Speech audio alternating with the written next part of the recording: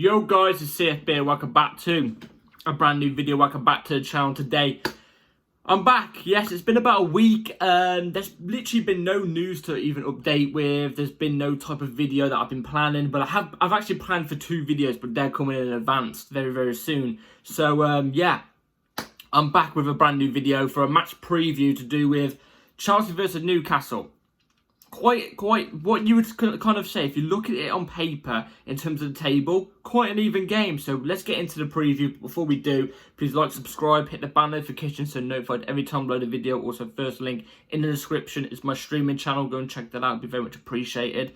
And yeah, let's jump straight into the preview because we've got quite a bit to talk about. Obviously, mainly to do with the preview, but obviously there's going to be stuff that is to do with Chelsea but slightly off topic about the preview.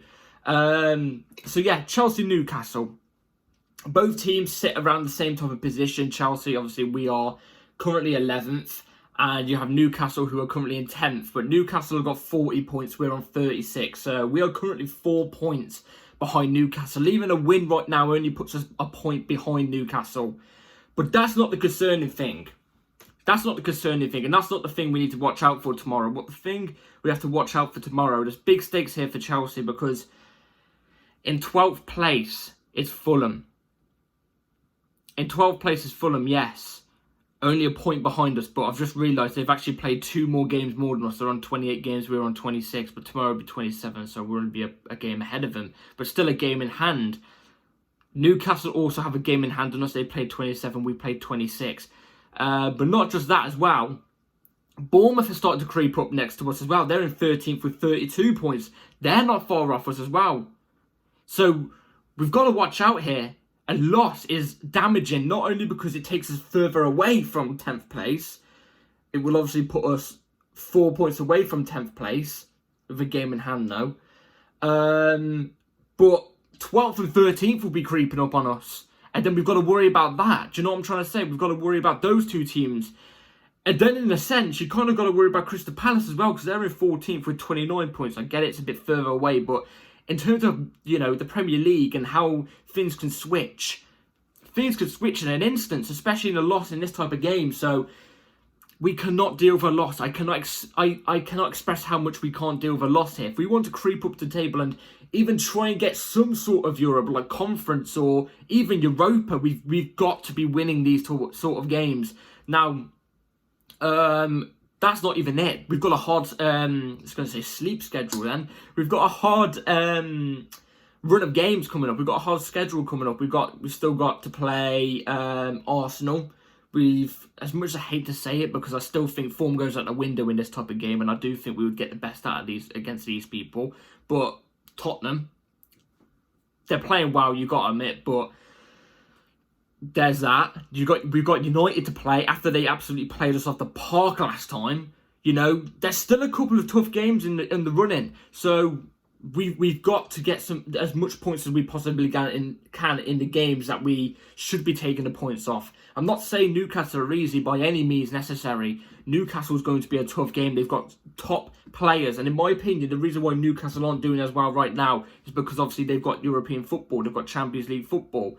They've had loads of injuries because of that. It's worn their squad completely down because they're not used to playing European football. Whereas our squad, we're just shit. Do you know what I mean? We're just shit. You know, we've just had injuries. But what I will say is tomorrow, Newcastle aren't used to their injuries. They've got loads of injuries. They've got quite a lot of players out. But so have we. In fact, we've probably got more players out. But we're used to the players being out. We're so used to injuries all the time, season in, season out. We're completely used to it, whereas a team like Newcastle, they're not used to it. So that should go in our favour tomorrow. You'd expect it to go in our favour tomorrow, but in these games where it looks like teams have more injuries, and well, not more injuries than us, but aren't used to injuries and get injuries, like the Liverpool game in the Carabao Cup, do you think it would come to our advantage, especially when substitutes have to come in, and then we end up flopping it? That's the gist. So yeah, we've got to look at taking revenge on Newcastle as well, because last time we played them, we obviously played at their ground. And this isn't. No, I'm talking about the Premier League, because I've just realised the most recent time we actually played them was at the Bridge in the Carabao Cup semi-final. Was it? No, quarterfinal. Yeah, it was either quarterfinal. No, it was the quarterfinal. Yes, where we drew 1-1 with them, but beat them on penalties. But if you're talking about the Premier League, we actually lost 4-1 to them at their ground. We got slapped about. Absolutely slapped about. So, yeah, obviously, like I always say, anything can happen in cup competitions. But when it's talking about the league, sometimes form does come into it. Whereas if you talk about cup competitions, form goes out the window. You know what I'm trying to say? So, I can't express how much we have to get to win tomorrow. We have to get to win tomorrow because many things are at stake. Even though we've played less games than the teams that are right below us and above us, hey, it still comes into play. You know what I'm trying to say? So, yeah, let's talk about this real quick as well because we've got injury news. And we're going to go through the player injuries in a minute because we've had new injuries to new players. We're going to get into that just before I put the lineup up. But I just want to quickly say this. So there's a stat that's popped up. I'm not going to put it on screen. I'm just going to read it. So in August, this is a March update of players out with injuries for our club. So in August, we had 5 to 9. October, we had 10. November, we had 8 to 6. December, we had 7 to 12. January, we had 10. February, we've had 8 to 7. March, we've had 10. So we've always had to deal with around, on average, about 7 injuries each month. What the hell? You can honestly say the only players that have actually been there, been available for pretty much every single game have been Petrovic, Disasi, Gallagher, Enzo, Barda. It wasn't like an injury, but you know what I mean? Like, it's something you can't obviously help. Casado, as much as I hate to say it, Sterling and Palmer.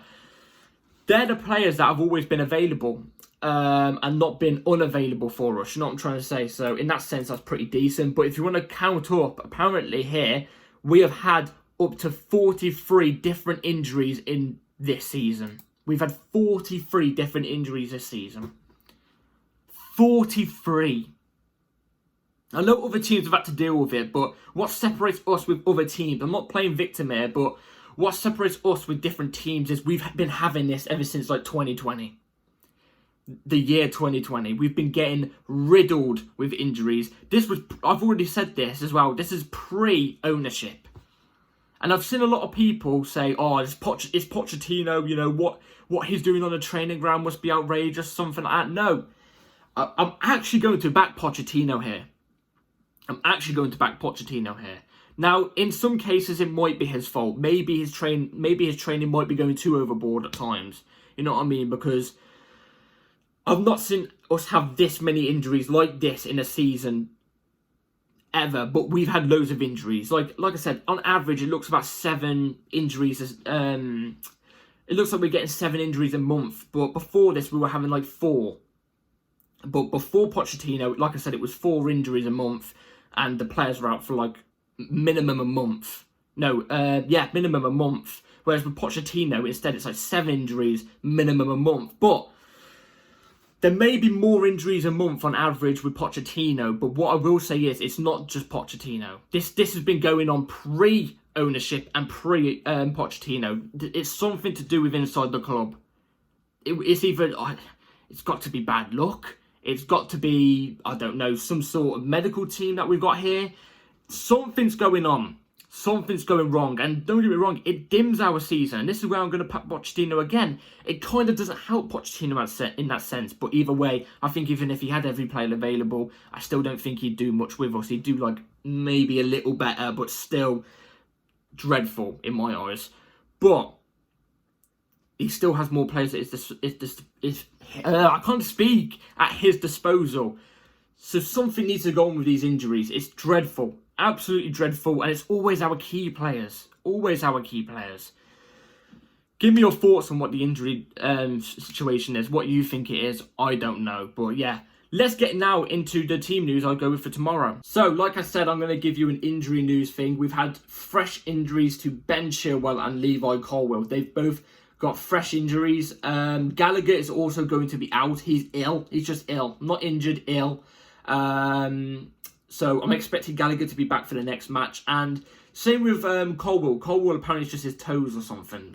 I don't know. With Chilwell, it's like an actual proper injury. So, yeah, now let's get into the 11 I would go for tomorrow. Here it is on the screen. So, Petrovic in goal, Mark Cucurella at left back, Thiago Silva, Chalobah as your two centre-backs, Gusto as your right back, Enzo Fernandez, Caicedo your double pivot, Mudryk off the left wing, Carney in the cam, Cole Palmer off the right, Jackson as the ST. Now, let's go through why I've chosen these players. So, Petrovic in goal, standard, just keep it up what you're doing. I hope, if I see Robert Sanchez in goal tomorrow, I'm going to say this for every preview because I honestly think Petrovic has been outstanding ever since he's come in. If I see Sanchez in goal, then I don't even know. I don't even know what to say. If I speak, I'm in big trouble. Let's just say that.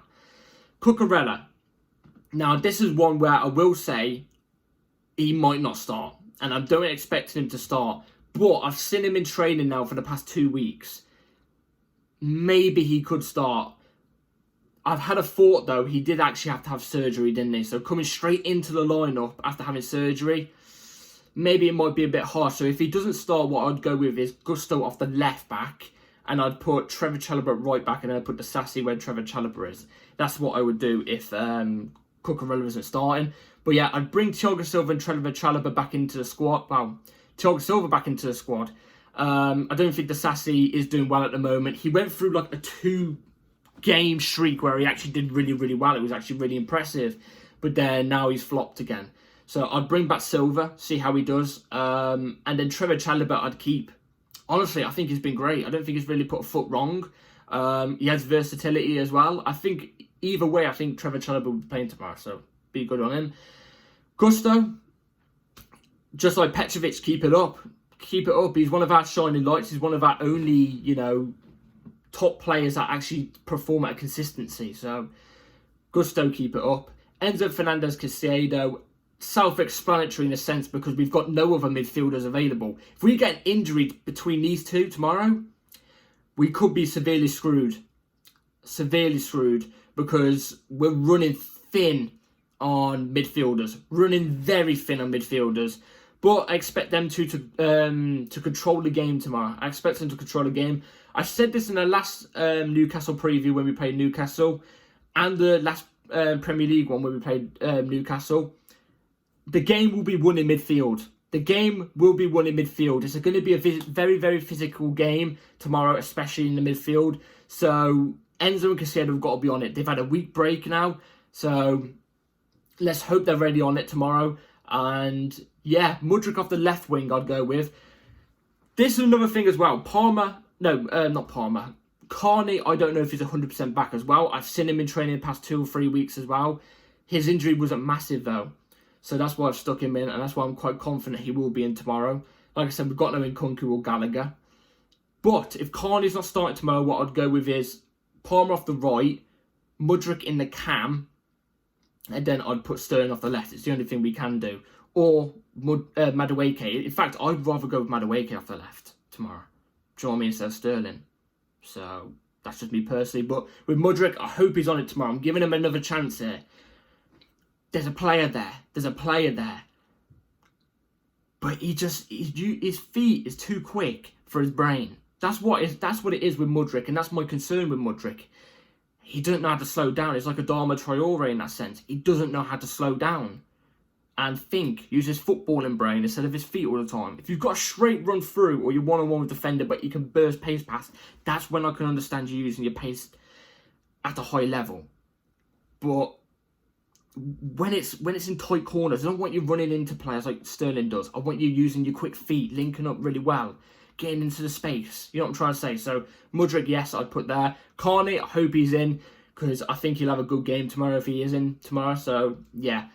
Palmer off the right. Now, Palmer is a player that I actually think, I don't want to be ridiculed here, I think he's actually gone a bit stale recently. I think recently he's not been as good as he usually is. He is, as I got a fly, what the hell? He's not as good as he usually is. And he needs to step up form again, because when he was on form, he was the one getting us the points. Let's be real here. If it wasn't for him, we probably wouldn't be on the same points as we're on right now. We'd be a bit lower. So we need Palmer to step up again. He obviously is going to have bad games every so often. He's going to go off form every so often. I believe I'm not doubting he's not a top player. He is a top player. He's shown it already. But he has kind of gone off form a bit. So I hope he's on it tomorrow. It's a big game. Like I said, it's going to be a very physical game. He's going to have a tough game with Livramento, I think it is. Former Chelsea player. Former youth Chelsea player. So, yeah, Palmer off there, off the right. And then Jackson as the ST. I always see criticism towards Jackson for no reason. No reason. Like, after the Carabao Cup game, our fans were ridiculing him, saying he's not good enough and stuff. I thought he had a good game against not Newcastle, Liverpool. I thought he had a great game against Liverpool. The thing is with Jackson, he's not a box striker. He's not going to be in the box 24/7. Sometimes he might drift off wide, accidental. He might come in off wide, accidental. He's not the type of player to bully other defenders. He's the type of player to get into their heads, but not actually bully them. You know, not like a Diego Costa where he does both. Jackson can talk and get in their heads, but he's not bully worthy. He won't bully them and shield them off and push them away and stuff like that. Do you know what I'm trying to say? And when a cross comes in, he's not always there ready to meet it and stuff like that. He likes to link up deep. That's the thing with Jackson. He likes to link up deep. That's why I'm begging Chelsea FC to go and buy Osimhen, because he is a box striker. He links up deep as well, but nowhere near as much as he is in the box. He's always in the box ready to get the goals. Whereas with Jackson, he's more deeper. Do you know what I'm trying to say? So he needs to be in the box tomorrow. We need him in the box more than anything, because that's his role. He's an ST. So yeah, that's the team I'd go with for tomorrow. Let me know in the comments down below what you go with.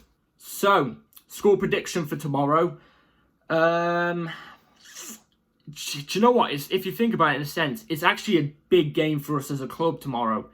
Because, well, this week in general coming, because obviously we play tomorrow. Tomorrow's Monday, it's a new week. And then we've got a match on Sunday in the FA Cup quarter-final, sorry. It's a big match for us, because if we lose tomorrow, then we're not going to go into that FA Cup final confident, I don't think. FA Cup quarter-final confident, I don't think, personally. If Poch loses this game and we don't get the result against Leicester, that's his time done. That's his time done. And I'll be happy about that, because I don't think he's the man going forward for us, personally. I don't think he's the man to drive us forward, personally. I think we need somebody else that fits the system of these players. Poch's systems don't fit this team. In fact, I don't even know if he has a system, because I haven't seen anything implemented on the team. But it's a big game for tomorrow, because there's a big week up and coming. I want nothing more than us to win games. That's what I'm saying. I want us to win every single game. But I don't want Pochettino here. But I'd rather us win every single game. Do you know what I mean? So, it's a big game. This is do or die for Pochettino. Like I just said, it's do or die for Pochettino. Absolutely. Now, my prediction for tomorrow, I think it's going to be 1-1. I think it's going to be 1-1. I think it's going to be Chelsea 1, Newcastle 1. I think it's going to go similar to how the game went last time at the Bridge against Newcastle, which was in the Carabao Cup. I think both teams will be... I think Newcastle will have the better opportunities, but both teams will be 50-50. And yeah, that's just how I see it going tomorrow. I don't see any clear winner. I think both teams are riddled in injuries. And at the moment, both teams are sitting around the same type of position. So I think it's going to be a draw tomorrow. But yeah, that's all I've got to say. It's prepare for a boring draw. That's what I'm trying to say. Prepare for a boring draw. A snooze fest. It's written in the stars. You know, Newcastle are a good defensive side. We're not great going forward. But yeah. Let me know in the comments down below what your score prediction will be for tomorrow. I would love nothing more than a win. Admittedly, what I will say is, something inside me is telling me we're going to win 2-1 tomorrow. Something is telling me that. But more is telling me 1-1. So yeah, let me know your predictions down below. And yeah, I'll see you tomorrow about an hour after the game. The review will be up, so click the bell notification so you're notified every time I load a video. Like, subscribe, take care all, and I'll see you tomorrow. Let's get the win. Peace.